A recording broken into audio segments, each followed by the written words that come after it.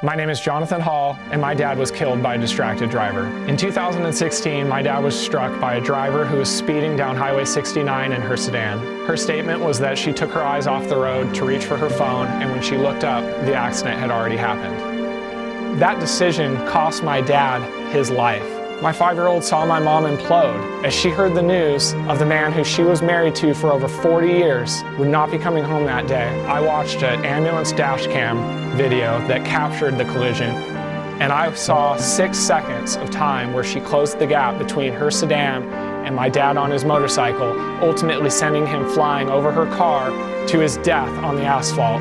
I watched as he tumbled to a stop, cars trying to avoid his body in the middle of the highway. I watched as they transported him to Yavapai County Medical Center, where he ultimately was airlifted and died in the helicopter. That cost rippled and affected everybody in my family, the first responders that responded that day to the accident.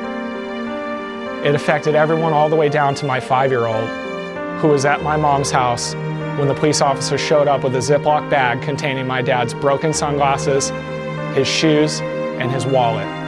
The woman that hit my dad was cited with 28701A, failure to control your speed to avoid a collision. She paid that speeding ticket and she was driving the next day. We buried my dad at Greenwood Cemetery the next day.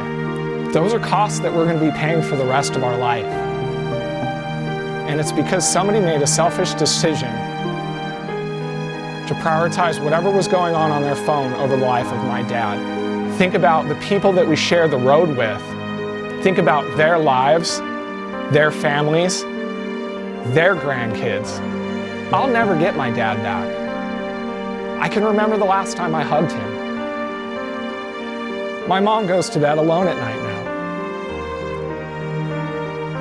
now. We need to be cognizant of the fact that we're driving a multi-thousand-pound missile down the road, and it is our responsibility to navigate it around other cars and vehicles safely to our destination.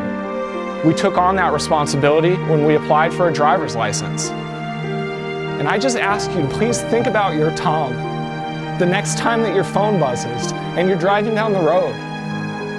Because you could look away to see what's happening on that phone, and by the time you look up, the accident may have already happened and Tom could already be dead.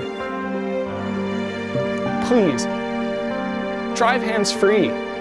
There's nothing on that phone worth more than the life of my dad, your dad, or anybody that you love. We need to start thinking about that and putting a little more worth on the lives of the people around us. Your phone is not that important. And I ask you to please stop driving distracted. Start putting the priority on the lives of the people in your car and around you. Because if you don't, the other drivers won't.